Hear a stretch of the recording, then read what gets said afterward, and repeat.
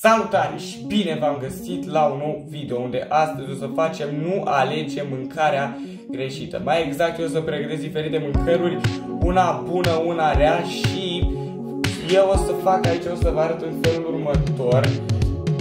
Am aici o aplicație, am dat pe Generation Number, unde eu o să dau pe generează și practic ce număr pică, că ăla o să trebuiască eu să îl mănânc. Eu o să fie una bună și una rea, așa că... Adică, produsul bun este această prăjitură, de vedeți, la numărul 1 și la numărul 2 este un produs rău, este o lăbuie care e foarte acră, așa că hai să vedem ce pic. Așa că avem aici Generation Number și o să vă arăt ce pică. A picat numărul 2, deci asta vreau va trebui să mănânc ce e rău. Hai să vedem. Prelămâia să vedem ce bagă.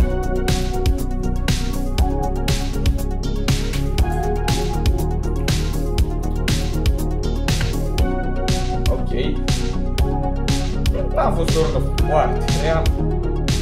Asta trecem la... Ei bine, în această rundă produsul rău e la numărul 1, mai exact un ou crud și numărul 2 este o șuncă. Hai să vedem ce.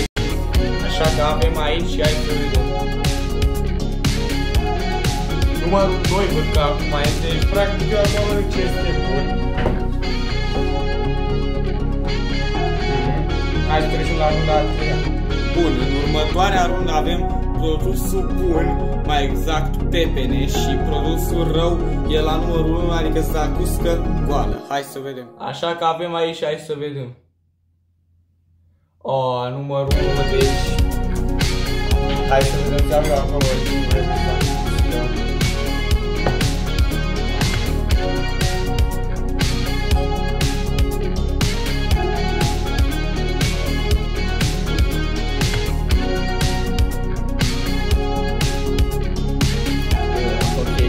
Asta cred că e cel mai rând până acum.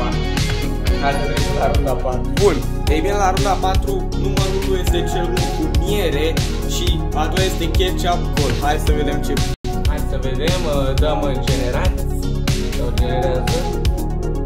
Numărul 1. Ok. Și acum să mâncăm ea miere.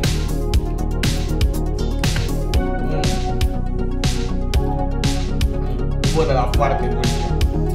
Ok, runda asta trebuie să trecem la ultima rundă. Și la ultima rundă am pregătit ce este rău. Muștarul și aici este un cobric cu cârnat înăuntru. Hai să vedem. Și hai să vedem aici ce pică.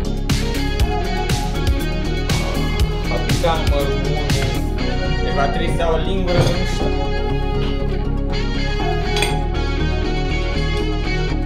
Iau așa o linguriță mică ca n-a dat ea. Încerc să o închid.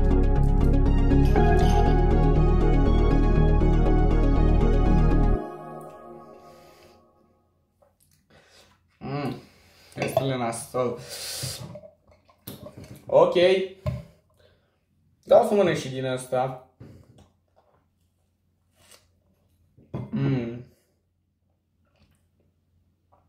Așa că acesta a fost episodul pe ziua de astăzi și poate o să facem și partea a doua, așa că dacă vă place din nou ceea ce v-am rugat prezența voastră la mine pe canal și noi o să ne vedem care fiecare dată mâine cu un nou video foarte tare. Ne vedem data viitoare. Pa, pa!